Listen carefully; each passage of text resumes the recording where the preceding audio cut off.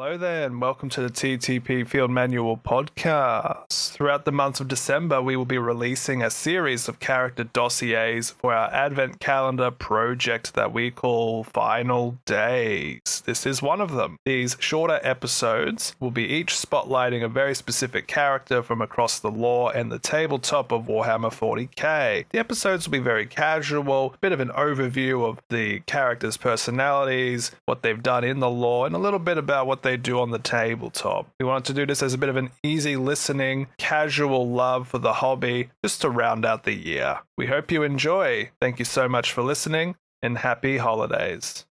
We are born of fire, but we shall not die of it. Instead, we will emerge reborn. Who am I talking about, Zachy? Is it Vulkan He'stan? Oh, he's so good. He's so good, ladies and gentlemen. He's got the character of this episode. How could he have done that? Wild. Wild. Zach, welcome back to the podcast. We're going to be talking about Salamander characters today. We certainly are. Super exciting stuff. Shout out to our friend Ed. He also will love this. Yo, shout out to Ed. Shout out to Ed, our brand new Salamanders friend. Shout out to Ed. All right, I have for you, Zach, a story time of two individuals. Zachy. Very nice. I have Vulkan He'stan, and...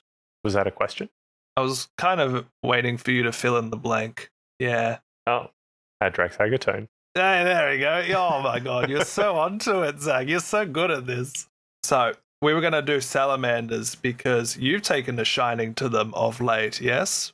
Yeah, definitely on the radar for the old next army or army of interest. And why Salamanders? And is the answer just because of fire? Short answer, yes. Longer answer, yes. Okay. Short answer, flamer. Longer answer, heavy flamer. Multi-melter. Yeah, no, I just think they're cool. Maybe it is the prospect of flamers. They've got, is it a dragon? It's not. It's a salamander. They've got a salamander, a big lizard on their pauldron. Oh my god. It's cool. They've got like cool aesthetic. Yeah. Yeah, they're sick. When the Space Marines Codex first came out and we got the various detachments for the book, Firestorm was obviously there, and Firestorm was the Salamander's coded detachment that anyone can take, but it was definitely with Salamanders in mind because of just fire and flames. And that was actually the first list of Space Marines I put together because I bought that Leviathan box that had the Infernus Marines, and I just thought the idea of a whole squad with flamethrowers was very fun. Right? It's so cool. Imagine, if you will, a approximately third to possibly half of your army being an Overwatch threat, and it actually being like a decent threat.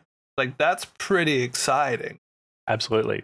So for our episode today, Zach, we're going to talk a little bit about the who and the what and the wheres and the such of both Vulkan He'stan and Adrax Agatone. At this stage, they are the only two Salamanders characters / units specifically coded as Salamanders within 40k.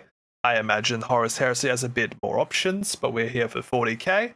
The two of them do have a little bit of the curse of modern models, which is that they haven't been around forever and they don't have so much lore about them.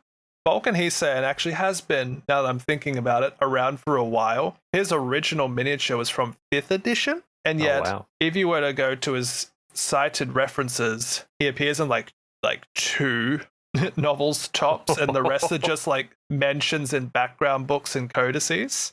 And this dude's been out for quite literally half-ish of the game's lifespan. Not getting a whole lot of love. No, there's a lot of characters in the Space Marine tapestry, and not all of them get the equal amount of love, you know. But by golly, the artwork and the drip on Salamanders kind of just makes up for it, in my opinion. I must say I agree. Who would you like to start with, mate? Adrax or Vulkan? Let's start with Vulkan. Let's start with Vulkan He'stan. Not to be confused Okay. with Vulkan, the Primarch. Yeah. It's quite an interesting thing, that naming convention, isn't it? I know. they pulled the old junior on us. It's somehow it's a bit more involved in the whole Vulcan Senior, Vulcan Junior thing, actually. Oh, okay, then never mind. So Vulcan is actually like an honorific title, much in the way of like senior or junior is. But Okay. in this particular instance, the individual known as He'stan, which I keep in my brain thinking it's He-Man from Master of the Universe. Vulcan, He-Man. Yep. But He'stan or Heston or however you want to pronounce it is like, that's his name. It's He'stan. Oh, Vulcan okay. is a like prefix to his name that was given to him when he received the role of Forgefather. And Forgefather is a Salamander's specific like title. Essentially, a specific individual within the Salamanders, often, a captain or a already established character, is selected for their ideals and their beliefs and just how true to the creed and methodology and ethos of the Salamanders like they are. Like the most chosen one, the best representative, just the best ideal, in the form of a man. The other Salamanders like you're going to be the Forgefather. Gotcha. Right. Any idea what the Forgefather does? I would have. Well, I mean, it's probably in the name. He probably makes stuff. Wow. You're not entirely wrong. But the Forgefather it's almost like they are a detective within the chapter.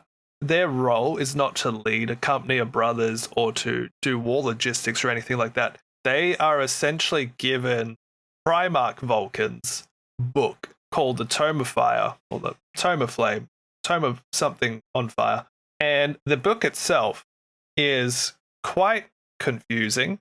It's a book that has these sort of like abstract three-dimensional parts to it, like pages of metallic alloys that bend and weave and are brushed with particular alloys that react in different ways depending on like what's nearby it, and if other relics of the chapter are nearby.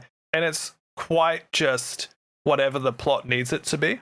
But this book is like a puzzle that the Forgefather needs to research and try to understand and pull apart, despite it being like way over their heads, because it might not even make any actual sense. But they're using this as a test. What do you think the test is? Whether he is worthy to wield Vulcan's weapons. Oh, you're not too far off. Okay. It is a tome used to try and find all the various relics of Vulcan. It is believed that the 9 remaining artifacts of Vulcan, once they are all collected by the chapter, then Vulcan, who is a perpetual and cannot fully die, it is believed that he will return to the chapter and basically be saying, "Nice. Good job, my sons, you've won. You've done the thing. I'm back now." And that's the Forgefather. The Forgefather is meant to go out and find these various relics that the clues of where they are like archaic glyphs in a strange book from like 10,000 years ago in a whole galaxy. And the Forgefather spends hours and hours and hours of every day in meditation and reflection and research. And it's just trying to find any sort of clues, A successor chapter will be like, hey, we have this gut feeling that this one planet has one of these relics. And then the Forgefather will be like, oh, okay, thank you very much. And we'll commission some of the overall chapter to come with him to go to the destination and suss it out.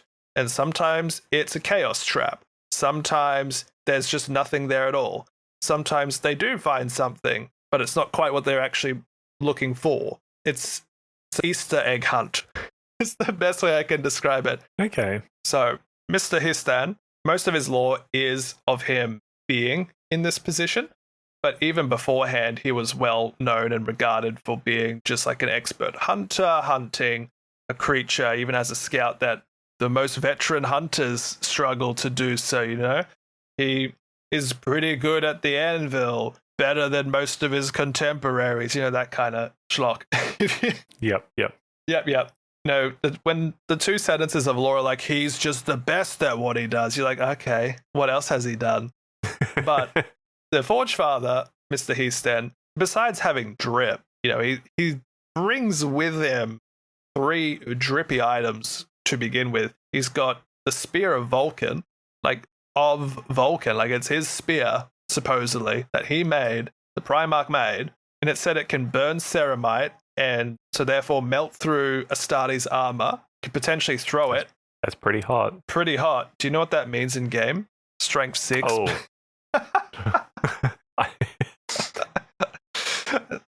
You see this thing, Spear of Vulkan, and it's like burn ceramite and nothing can withstand its flame. And you're like, yeah, they have a thing. And you look on the data sheet, it's like strength 6, AP 2, 2 damage. Oh, well, I guess it has dev wounds. You know, it's like, okay, cool. Sounds like that spear's going through someone. Will, in particular, go through a marine, but I don't know how much else it goes through, actually. Oh, yeah. But he also has Isare's mantle, which is a Drake scale cloak that supposedly Vulkan himself wore during the whole drop site massacre moment in his life. And so obviously it's got pretty good protection to withstand such a thing. It does give Mr. He'stan in game a Feel No Pain 6, I believe is the rationale behind how he's got that, is this cloak. And he also has the Gauntlet of the Forge, which is an armored gauntlet that also has an underbarrel heavy flamer attached to it, which I think is pretty cool. It is pretty wicked. It's a 611 pistol torrent weapon, so he can use it in melee as well, which is fun. There are a couple of things that he has done in the lore that have some mention. That chaos trap I mentioned before, It was said that when the Great Rift begun, his quest would be impossible, right? Like, everything's upside down. How are you possibly going to be able to determine where the artifacts are, right? But not much longer later did a couple of successor chapters come to him and say, we've got something. We've got the location of the Unbound Flame, which is supposedly the coffin that was for Vulkan when he was having a wartime power nap after being absolutely just massacred and he had to respawn. Vulkan's own coffin apparently was just on this planet. Why they don't have it already is a mystery, but nonetheless, they go into the Imperium Nihilus, which is the dark half of the galaxy, and it turns out, oh, whoop-de-doo, one of the successor chapters was infiltrated quite deeply by the Alpha Legion. Oh, no. There was no Unbound Flame here. It was a trap, Zachy. You had to fight him off. Oh, no. Oh, no. Another time was when he went to go retrieve what was called Vulkan's Sigil. And Vulkan's Sigil is supposedly just a nice honorific sigil to wear, a nice little badge of honor and duty and whatnot. But he had to go into like a Dark Elder webway city to try and get it. And it turns out Mr. He'stan, in all of his wisdom, revealed in this moment that he can actually speak the language of the Eldari. Oh, okay. Dude's just like, yeah, that's right. I'm a nerd. Watch this. Yeah. Bee-boo-ba-lee-wee-bee-boo-boo. I mean, he's got his head buried in that book all the time, so makes sense, I suppose. This book has shown me great many things, including how to speak fucking weeb. But there's one other instance of his lore that I think is quite fun.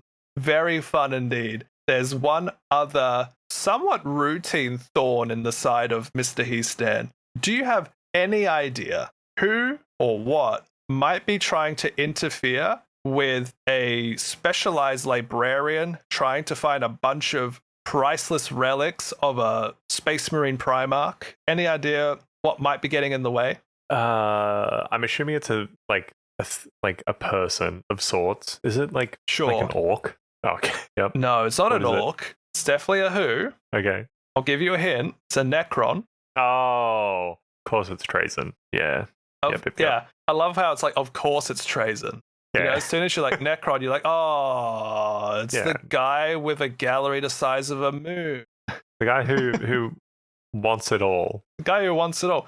Trazen the Infinite has ambushed He'stan at least twice in the span of a century, trying to trap him to take the Spear of Vulkan for himself. And obviously, both times was pushed back. Not at, the cost of nothing. There was a moment where the Salamanders had to fight their way out of the gallery and lost several of their battle brothers. But yeah, Mr. He'stan has duked it out with Trazen the Infinite at least twice. And it's believed that Trazen the Infinite is also the fucker that led to the demise of several other Vulcans, as in the position Vulcan of the Forgefather, because he wants the stuff. Yeah, I suppose Mr. He'stan wasn't the first one, so that makes a lot of sense. Bloody Trazen. Right? Trazen. Trazen. Trazen, you selfish man. So, Vulkan He'stan, very recently, like within the last months, received an absolute glow up of a model. Oh, he did. One that I thought was quite honorable to his previous miniature. With that said, though, I have to be that one guy who thinks the original incarnation looked, at least in theory, a lot drippier. The cloak took up a lot more of the silhouette because the miniature was overall a little shorter. So the detail of the armor wasn't so, widespread to have a lot of detail on it. So here's like a guy with a spear and a burning halo and just this massive librarian poncho. And the new guy does look really cool. He looks a bit more like a warrior walking through the flames, but I kind of wish he looked a bit more dorkish with the huge cape, if I'm being honest. Okay, I can see that. I was going to say I much prefer the new model. I don't like the positioning it's so of the spear of the old one. Yeah. It's so good. They're both so good. I'm just joshing a bit. But the previous one certainly doesn't look bad. Are you kidding me? It was fine cast resin. Never mind. I retract my statement. I retract it. Sorry, everybody. Don't cancel. So yeah, Vulkan He'stan on the tabletop is quite the fellow. He does have the classic captain energy about him, being in that sort of 85 to 100 point range, being at the upper end actually at 100 points. He's got the T4, the 4-up invulnerable save. He's got 5 wounds, but you wouldn't really use him as a heavily melee piece. In fact, you'd probably use Adrax Agatone to be more of the beat stick of the army. But while we're on the topic of He'stan, his couple of abilities are really cool. He's got Forgefather, which in your shooting phase, you can select an enemy unit within 24 inches of and visible to He'stan. Until the end of the phase, each time an Adeptus Astartes model, and before we started recording, you asked me about how the combinations that people talk about occur to make Salamanders go brr. So Forgefather, each time a friendly Adeptus Astartes model makes a ranged attack with a torrent or melter weapon that targets the enemy unit, you can re-roll the wound roll. That's good. Very good. Now, if we were to look at the Firestorm Assault Force detachment, where is it? Oh, no, sorry. Wrong one. The Forgefather's Seekers detachment, which is like the Firestorm one, but it's a little more Salamanders coded. There's an enhancement called Immolator. Immolator is an enhancement that gives +1 to the attack's characteristic of torrent weapons equipped by models in the bearer's unit. So you have a full squad of 10 Infernus Marines. That's already +10 attacks. And it's not that you'll probably get to the upper end of the attacks all the time, but you combine that with the stratagem Immolation Protocols for 2 CP. Until the end of the phase, torrent weapons equipped by models in the unit have devastating wounds. And you combine that with Vulkan He'stan's Forgefather ability, allowing you to reroll the wound roll. Ah, I see. And so you combine that with the Infernus Marines, who are already quite good, with their flamers being a 5-1-1 profile, but D6 attacks +10 times D6 attacks times 10 +10. That's pretty good. Re-rolling into devastating wounds is pretty good. the detachment, whether it's Firestorm or Forgefather, that is going to give the weapons assault, and it's also going to add 1 to the strength of the attack if within 12, which is going to be a bunch of strength 6 flamers. Yeah, my. And they auto hit because they're torrent. Yeah. Yikes. And if you were to take Forgefather's Seekers, a secondary detachment rule opens up to you for taking He'stan. He'stan allows each Infernus squad in the army to perform an action in a turn in which they advanced, but they can also shoot. Oh, goodness. Yeah. Oh, goodness, indeed. So you have probably a couple of 5 model units just for stuff, and you have like one big squad of 10 with a character with the Immolator enhancement. A good target is probably a generic librarian who can give the squad an invulnerable save. And bada bing, bada boom. Spicy stuff. Yeah, the librarian in mention also does have a smite attack, I believe, which is also a is it torrent? No, but it is D6 attacks plus, no, just D6 attacks. So you do get to roll an extra dice with the amount of attacks you have. Damn. Of course, Vulkan He'stan can also lead Infernus Marines, but then you wouldn't be able to put Immolator on him. Because he is an epic hero. Yeah. But Seeker of Lost Relics is his second ability. The first time he is set up on the battlefield, you select an objective marker on the battlefield. While He'stan is within range of that marker, he has an OC of 10, a leadership of 5, and a feel no pain 4. So dumb. Yeah, he treats the objective as one of those bloody artifacts. He's just digging in the ground with a shovel. Hold on a minute. I'm standing here. I swear it's here. I swear it's here. I swear it's here. Cloak of the Dragon, protect me. I'm digging here. And that's Mr. He'stan with that, answering your question about the Wombo combo. Yeah. Wow. Okay. That's very impressive. Yeah, you like that one? I do. That's crazy. Yeah, and to clarify with the detachments, the Firestorm Assault Force is the one that comes with the Codex of Space Marines.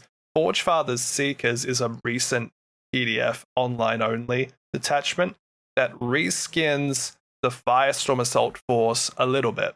It can recontextualize a couple of the enhancements. I think it replaces one. Obviously, if you bring He'stan, the Seeker's Companions opens up, and a couple of the stratagems are different, but 4 of them are the same. Looking at it, it looks like Firestorm Assault Force Plus. It's Vulkan He'stan Firestorm Assault Force Plus. Some people still prefer Firestorm because it's a little more flexible in its tool set. Okay. So let's see, Immolation Protocols are still there. Crucible of Battle is still there. But yeah, a couple of them have been swapped around. But this isn't a deep dive into how the detachment plays. Just wanting to mention He'stan and a little wombo combo there. Do you like him more now? Hell yeah. I mean, hell yeah. Just for the looks, he's like an auto include. But the fact that he plays all right might be another good reason to take him. Yeah. If you're playing Salamanders, you have to take him, and you're probably taking Infernus and Eradicators and Land Raiders with fire on it. But I just wanted to play aggressors. You can bring them too. They also have the Flamer option. It's good. It's a good pick. Yeah, I definitely like the aggressor, but I like this stand. He looks pretty good. I have 2 squads of aggressors and I have fun, but they always die first because I don't know how to play Space Marines very well. I was going to say, shall we now speak about Adrax Agatone? Of course, mate. And it won't be that much to talk about, actually. So, Adrax Agatone, whilst he did appear in a Salamander novel named Salamander years ago, yep. His model came out and his character did not get really much lore to go with it. It was just like we need a Salamander. Has there been anybody with a cool name in the book lately? And out came this guy, I would imagine. But Adrax Agatone, I love this guy. He looks fantastic. He does. Very, very commanding pose. And again, so drippy. So drippy. Now, I do know that he has fought in battles against Chaos and Dark Elder and fought off orcs on Armageddon. And he's done the things that like everyone else who's a Space Marine has done. But his particular like claim to fame and why he stands out from amongst the various Salamanders is that supposedly his personality is like the most similar to Primarch Vulkan than like any other Salamander has for like a while. Very stoic, very overachieving with things like warfare and crafting and all of that stuff. Like he's one of the best smiths they've had, one of the best warriors they've had, but he's also just very measured. He's able to be in the midst of a bad situation without teetering into things like panic or like wrathful energy. Like he's not beholden to, filthy Xeno scum die. You know, he's able to think this is a bad situation, we need to fall back, you know? Right. And on top of that, he's also like quite noble. Like he's a lot more above doing bad things than a lot of other Space Marines. Like he will make sure that he and his company are doing like things for the right reasons. Sometimes they do have to do bad things, but they're doing it for like an absolutely necessary reason. And he refuses to let himself and his company, which is the third, fall into like twisted ideologies and just being like a little sicko. He wants to just uphold the whole Salamanders imagery. Because Salamanders in general, sorry. Yeah. No, I was just going to say, so Salamanders in general are known to be quite noble, aren't they? And kind of a good guy faction or a goody two-shoes faction. Yeah. One of the reasons why that is, and some of our listeners might know, but I don't know if you would know, Salamanders are like one of the only, if not the only, Space Marine chapters that are encouraged to maintain familial ties even when they become a Space Marine. So they know they are Space Marines. They know they are each a hyper weapon, right? Designed for one reason only, just about. But they are encouraged to still maintain their familial ties, like go home and visit their like actual genetic relatives and spend time with them and cultivate this sense of humanity, knowing full well that at the end of the day, they are like walking demigods. No, I don't think I did know that. Oh, there you go. You learned something. Learned something new. Learn something new every day. Today it's Space Marine lore. Whoa. Yeah, they are encouraged to cultivate that sense of humanity, like know why you're fighting, who you're fighting for, know that these people know you. They are going to have an opinion of you and hold you in their values, you know? And this guy really epitomizes that. He is like steadfast when others are not. He's able to calm his company when others could not. You know, at the end of the day, he's also a Salamander. He's able to forge weapons to an incredible skill. In fact, his hammer and his hand flamer, he built himself.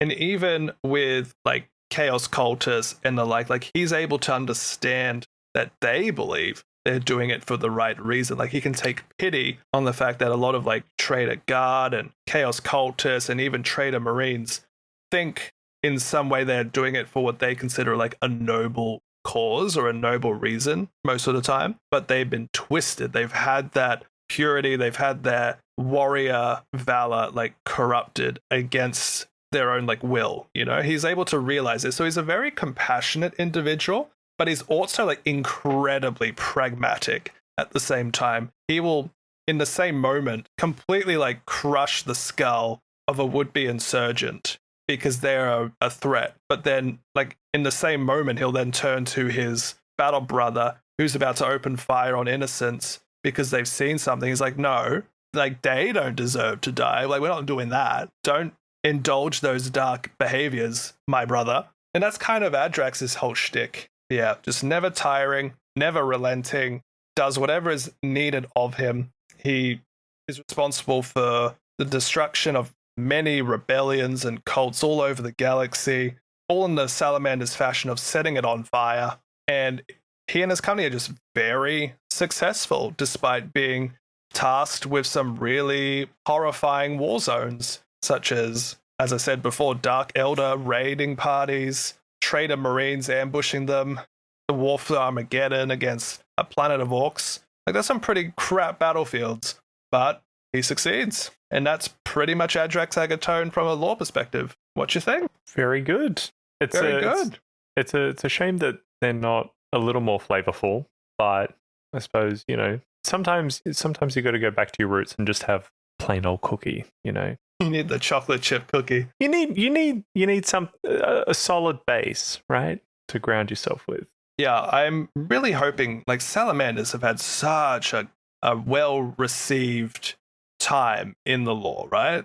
Like, they are one of the most favorited of the chapters. There's so many people that are picking up Vulkan and Adrax and doing, painting with them and building up an army. Again, shout out to Ed. Whoa. But there's not a whole lot of lore, and even in the Horus Heresy, the Salamander lore is widely considered one of the worst offerings of the lore. Like, they're just not considered on average to be of the caliber of the rest, which is unfortunate. No.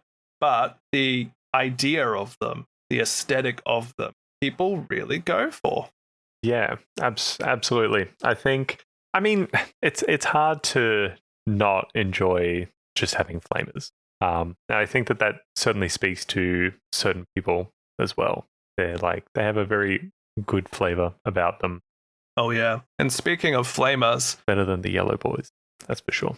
I was thinking for a while, like, what makes Imperial Fist so compelling?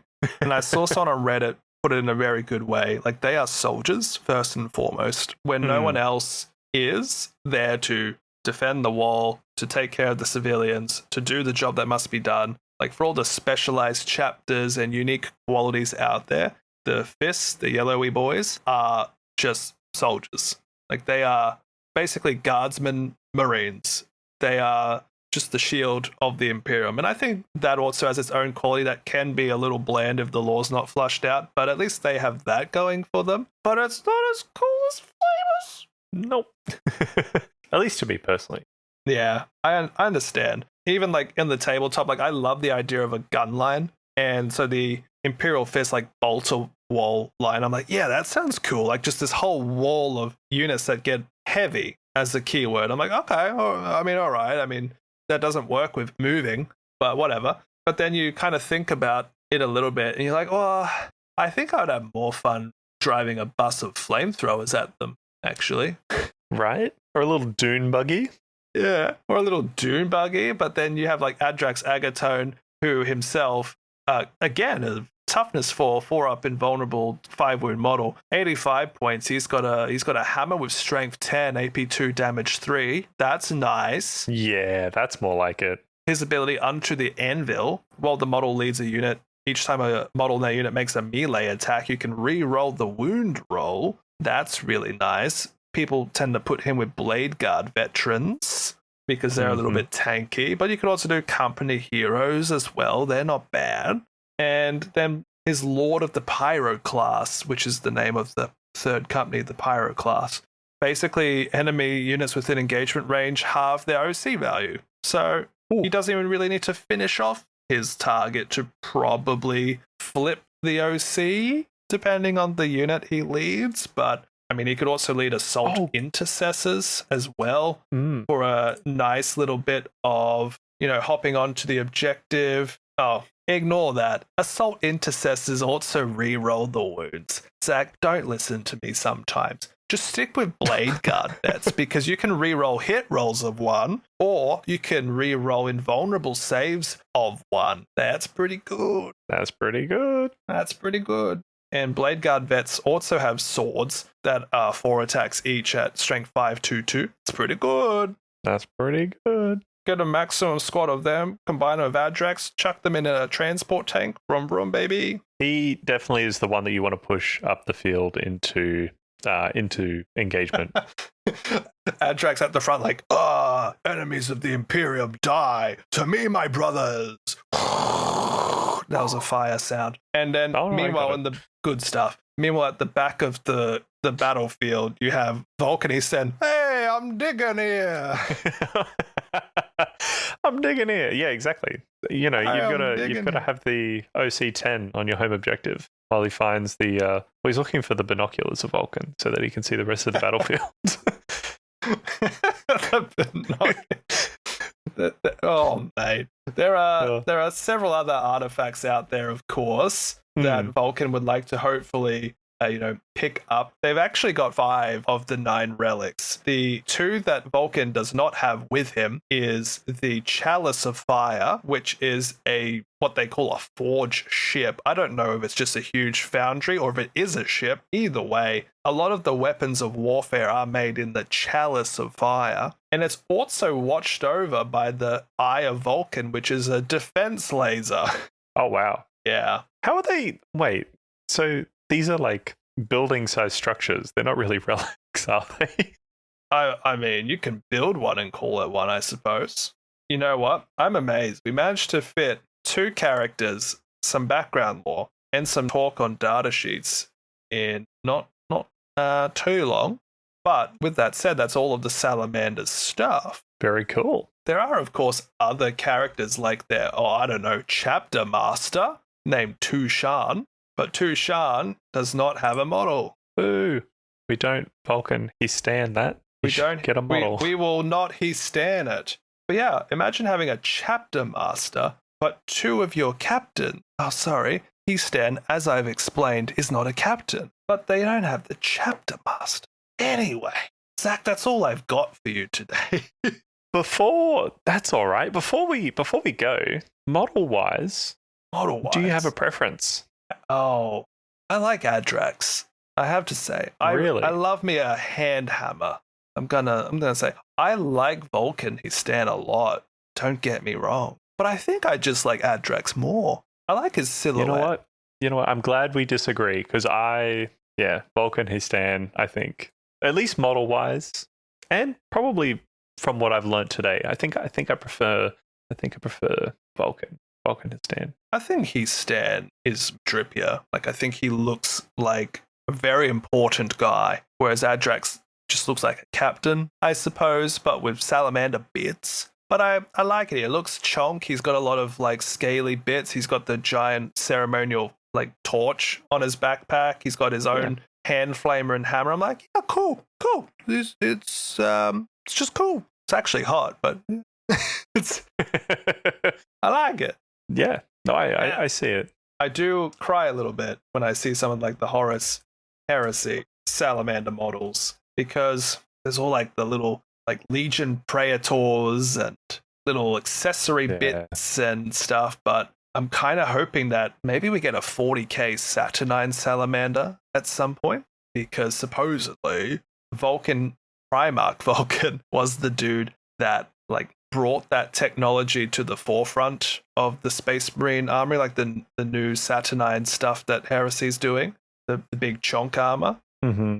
I don't know. It could be a way to give some salamanders a unique unit in the 40k battlefield, you know? Oh, you don't. That'd be pretty nice. I don't know. It's not exactly a hot take, but I mean, I would like my detachment to have something more unique than just 2 dudes and a bonus to fire. Give me a cool unit, please. Absolutely. Yeah. Cool, mate. I hope you enjoyed this little bit of story time. I sure did. Excellent. Always fun. Excellent. Do you still want to do salamanders? Are you going to pick them up, maybe? Have I convinced you harder? I mean, you didn't need to convince me, and I definitely don't have a tab open for the Combat Patrol. Oh, that's still available? Yes. Uh-oh. Tell you what. Oh. No, I was going to tell you what, but maybe you got to get Vulkan He'stan and read his little book, and then I'll tell you what. Ha-ha! Okay. No, I was going to say, I can give you my aggressors that I have if you would like a little present. Oh, no. You're too kind. I am, aren't I? Because I'm at my heart also a salamander. What? I've been fooled this whole time. What's that? Is that the sound of fire? Whoosh. All right, everybody. Thank you for listening. Thank you for hopping on today, Zach. We'll catch you in the next final days. Bum, bum, bum, bum. Fire noise.